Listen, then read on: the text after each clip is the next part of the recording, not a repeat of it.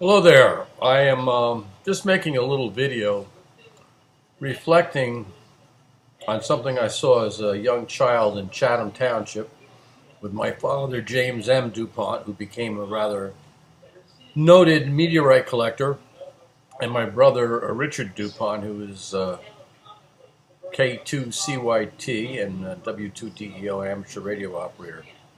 We were burning a stump out.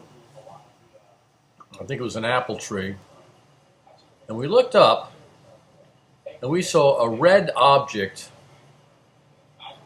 that probably looked like a third of an inch at maybe 24 inches away.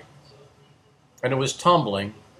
It started that we noticed it when it was dull red, and it got to a cherry red, and then it went dull again as it skipped out of the atmosphere, and then you couldn't see it anymore. There were no sparks, there were no trails that I can remember. It was a very dull red color when it started, but you could see it rotating. You could see pot marks in it. I did some calculations on that based on the fact that it was probably at about 70 miles up and just starting to get heated up. And if that was the case, this thing was probably about a mile in diameter as it tumbled. Now that's significant because we've been hearing about all these close calls of things that would have done total damage to the Earth, things that pass between, let's say, the Earth and the Moon. So 100,000 miles away, and they never even hit the atmosphere. This thing hit the atmosphere. It had a roll to it. Whether that was what it was doing in space, probably. I don't think the atmosphere caused it to spin up, because otherwise then it would be going faster and faster as it hit the atmosphere. So it was probably in a normal tumble mode as it hit the atmosphere, and I could see pock marks on it, unaided eye, no telescopes, no nothing.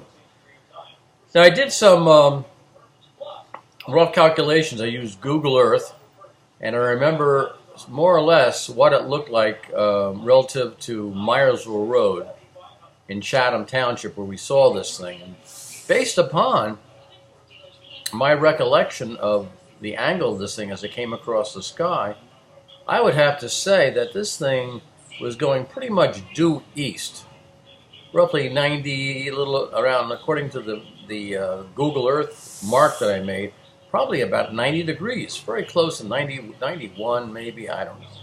But what I'm getting at, that would have taken it over Long Island.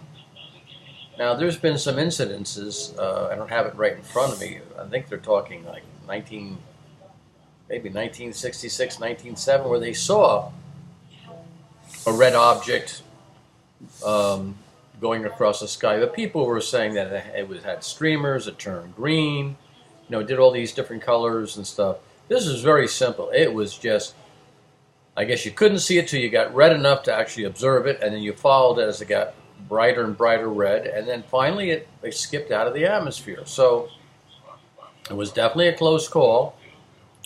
It definitely would have gone down the coast of Long Island. It was seen, supposedly, the one that I heard described that could possibly be this, maybe in down in Maryland.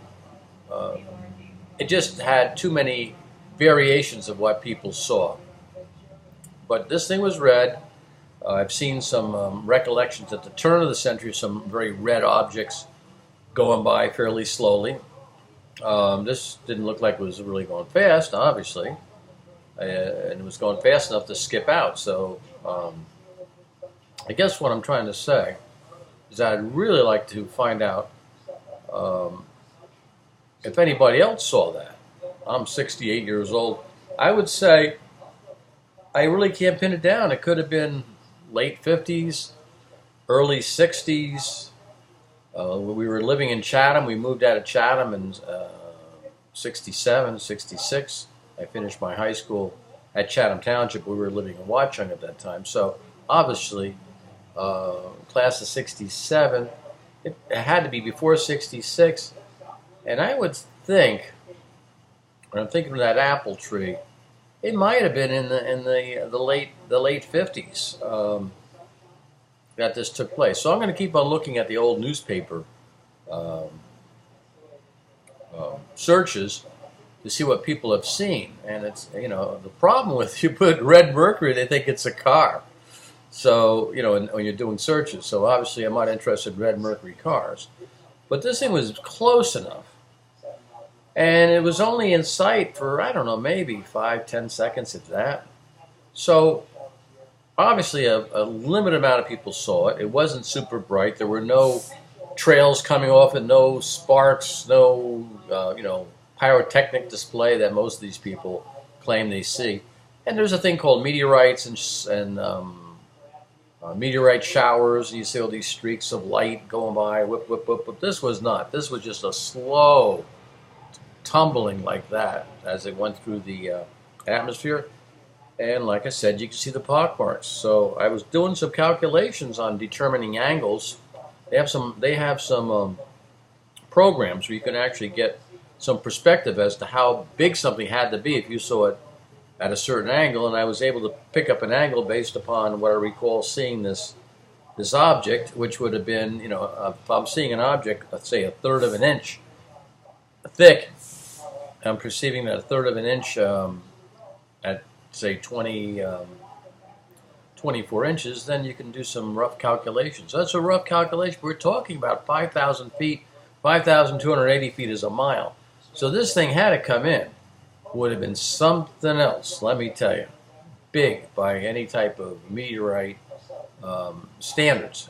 So that's all I have. If anybody knows of any close calls, if there's any tracking of this thing, back in the late 50s, no one cared and there weren't too many people out. It had to be, it wasn't cold. We were outside sitting on like lawn chairs as we burned this thing. So it had to be into the summer, no later than the fall. It wasn't winter. And as I recall, that apple tree definitely was out of there 2 or 3 years before we moved. I'm pretty sure of that. My dad loved to burn out stumps. So any help you can give me, I appreciate it. Thank you.